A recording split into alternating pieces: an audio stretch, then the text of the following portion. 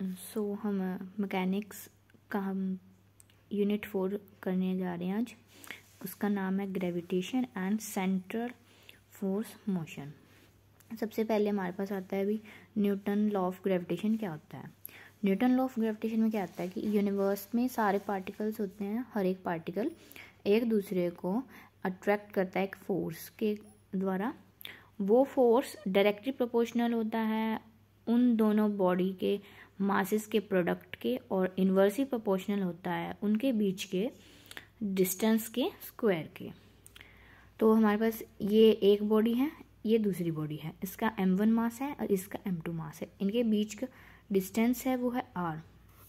तो हम एक्सप्रेशन लिखेंगे f is directly proportional to m1, मतलब product of masses both bodies की m1 m2, and f is inversely proportional to distance का inversely proportional किसका है, उनके बीच के डिस्टेंस का स्क्वायर। तो हम दोनों को कंबाइन करेंगे, ये हमारे पास आ गया f is directly proportional to m1 m2 divide by r square. ये हम प्रोपोर्शनलिटी का हटाएंगे, इक्वल करेंगे तो एक कांस्टेंट आएगा, उसको हम क्या बोलते हैं यूनिवर्सल ग्रेविटेशन कांस्टेंट। इसकी वैल्यू होती है 6.67 इंटू 10⁻⁻11 न्यूटन मीटर स्क्वायर पर केजी स्क्वायर।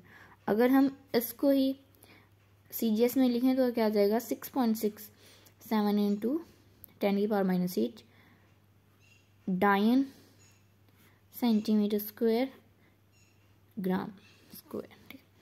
अब आती है हमारे पास next vector form of gravitation. Vector form में क्या होता है, वही दो पार्टिकल्स लिए, ए पहला पार्टिकल है, बी हमारा दूसरा पार्टिकल है। तो इन दोनों के बीच में डिस्टेंस कितना है r। इसके लिए जो फोर्स लग रहा है ए ऑन बी वाला फोर्स कौन सा हो जाएगा, फोर्स 1/2, और वो किस साइड लगेगा, बी की तरफ। और जो सेकंड फोर्स हो जाएगा हमारा F(2)(1), वो इस साइड लगेगा क्योंकि वो सेकंड से 1 के ऊपर लग रहा है फोर्स। और जो हमारे पास ये हो जाएगा यूनिट वेक्टर r भी इस साइड होगा, यूनिट वेक्टर सेकंड का r इस साइड होगा, और जो फर्स्ट का यूनिट वेक्टर r है वो इस साइड होगा।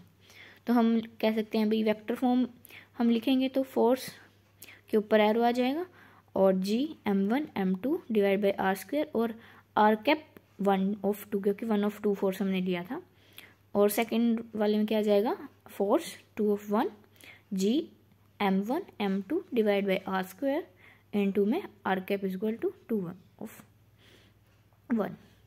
तो हमने बताया कि जो r कैप 1/2 है वो किसके नेगेटिव है, माइनस ऑफ r कैप 2/1। तो हम कह सकते हैं वन जो फोर्स 1 से 2 के ऊपर लग रहा है वो नेगेटिव है फोर्स जो 2 से 1 के ऊपर लग रहा है।